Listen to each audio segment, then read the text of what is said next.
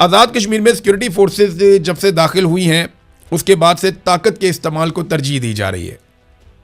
ज़बानी बातचीत या कोई आपस में बैठना सियासतदानों का, उस पर लगभग पाबंदी लग चुकी है। लेकिन सियासतदान बैठते हैं, कोई ना कोई मसला हल होता है।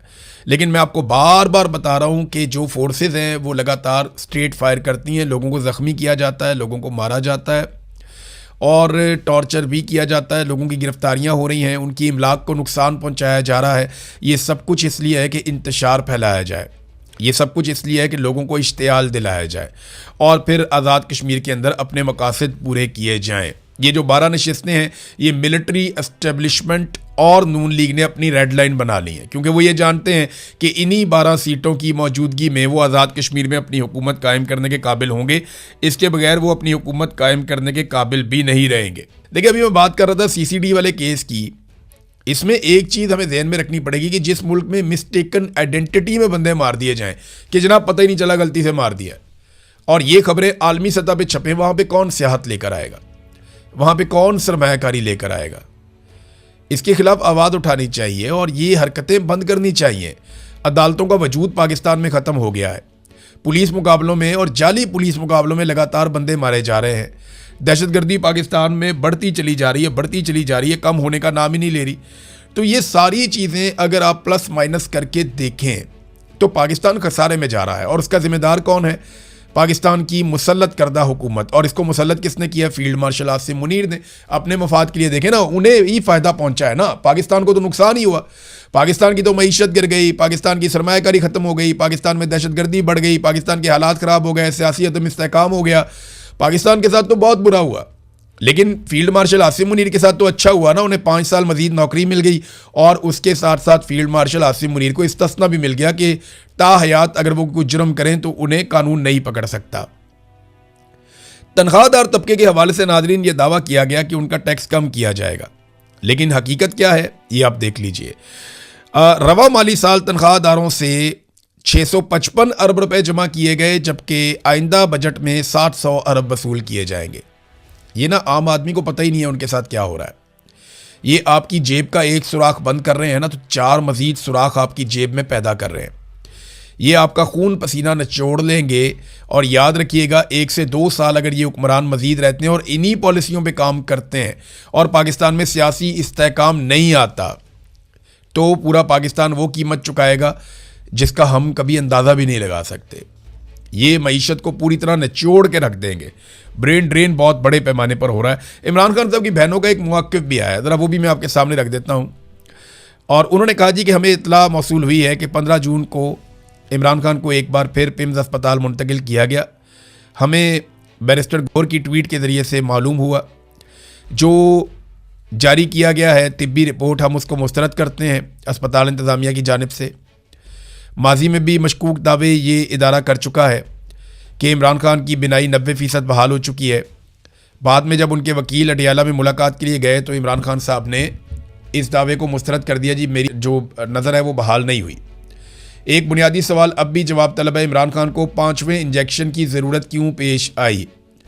हम हुकूमत के मौक़िफ़ को कबूल नहीं करते। हमारा मुतालबा है कि इमरान खान का मुआयना और इलाज इस्लामाबाद के शिफा इंटरनेशनल अस्पताल में आज़ाद और मुस्तनद माहिर डॉक्टरों से करवाया जाए। फिर उन्होंने अदालती अहकामात बताया कि जनाब हमारी मुलाकात के लिए अदालतों ने भी कहा हमारी मुलाकात नहीं होने दी जा रही। इमरान खान साहब को कैद तन्हाई में रखा हुआ है। इमरान खान को हुकूक से महरूम करना महज एक सियासी मसला नहीं, बल्कि जेल मैनुअल और हाई कोर्ट के अहकामात की सरी खिलाफ वर्जी है।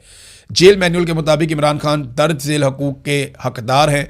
नंबर 1, अपने बेटों से हफ्तावार टेलीफोनिक गुफ्तगू, ख़ानदान के अफराद से हफ्तावार मुलाकात, अपने वकला से हफ्तावार मुलाकात, किताबों और मुताले के मवाद तक रसाई, टेलीविज़न और अखबारात तक रसाई, मुनासिब तिब्बी इलाज और बाकायदा तिब्बी मुआयनों तक रसाई, किसी भी तिब्बी अमल या तरीक़ा इलाज से कबल करीबी अहल खाना को इतला देना।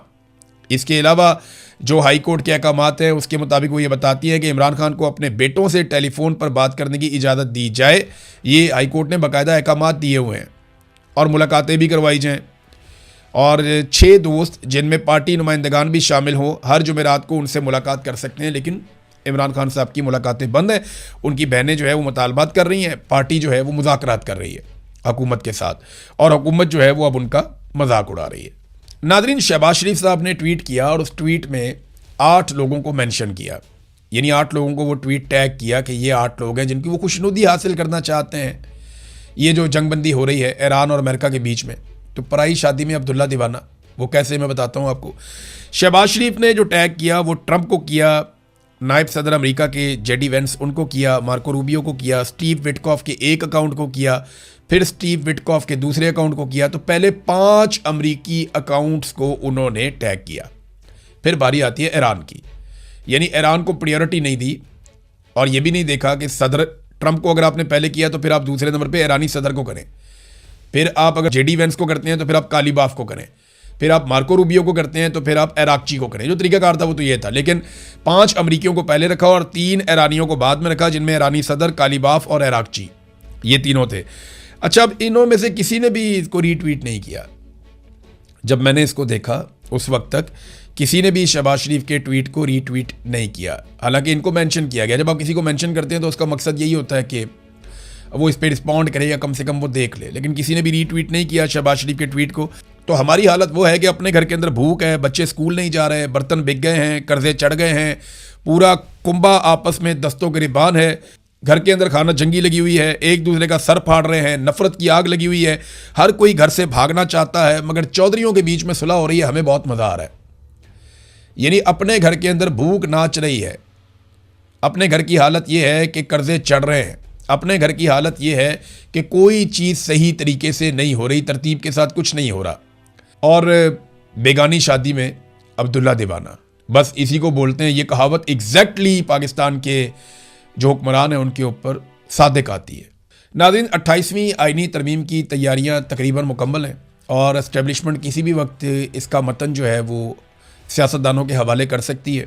फौरी तौर पे नवाज शरीफ वापस पहुंचेंगे, बाकी सारे लोग अपनी जिम्मेदारी अदा करेंगे और 28वीं आइनी तरमीम भी बाजमात पास करवाई जाएगी। आपको बहुत बड़े इसमें सरप्राइजेज़ मिलेंगे और एक दफ्तर के अंदर बाकायदा बंद दरवाज़ों के पीछे हुकूमत की मर्ज़ी और उसकी समझ के बाहर ये 28वीं आइनी तरमीम तैयार की गई है। काफ़ी सरप्राइजेज़ आपको मिलेंगे। नाज़रीन, एक लोडोविक ट्रारियक्स इंटरनेशनल ह्यूमन राइट्स प्राइज़, ये जैसे आपका नोबेल इनाम है उसी तरह वकला का भी एक इनाम होता है।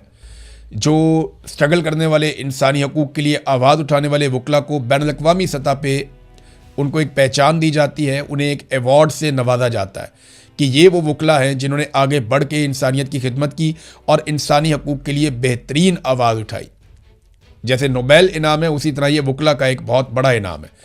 सबसे पहले ये इनाम दिया गया था तारीख़ में नेल्सन मंडेला को। तो नेल्सन मंडेला को ये इनाम मिला, उसके बाद बहुत बड़े बड़े लोगों को ये इनाम मिला जिन्होंने इंसानी हकूक़ के लिए काम किया, इंसानियत के लिए आवाज़ उठाई।